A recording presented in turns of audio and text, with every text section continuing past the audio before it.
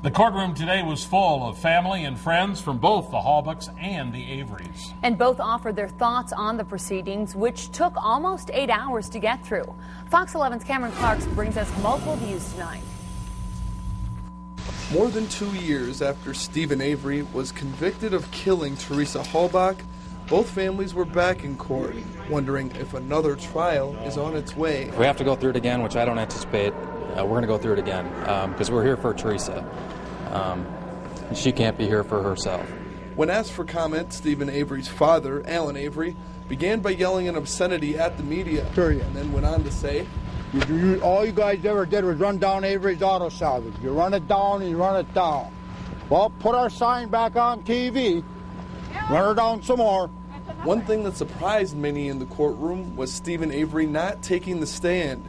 He was expected to testify on the process of one of the jurors being dismissed from his first trial and his understanding of his rights to a mistrial. Well, quite frankly, when we got to that point in the case, after the other witnesses had testified, we felt that his testimony just wasn't needed.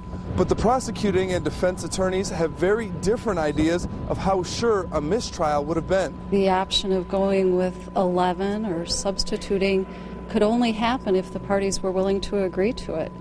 If the parties were not willing to agree to it, then you have to have a mistrial. The defendant received a decision by 12 jurors. His constitutional right to a 12-person jury was maintained, and I very much believe that their request for post-conviction relief will be unsuccessful at this time. You may proceed. Now that decision is in the hands of the judge, and from there, possibly the State Court of Appeals.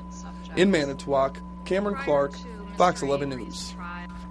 Today's hearing is essentially to ask the judge who presided over the trial to change his mind. Judge Willis has asked attorneys to hand him written briefs by October 30th, and he wants replies to be turned in by November 13th. The judge expects to issue a written decision by December 1st. If these defense efforts are unsuccessful, there still is the option of going to the Court of Appeals. And Avery's nephew, Brendan Dassey, has also filed some post-trial motions.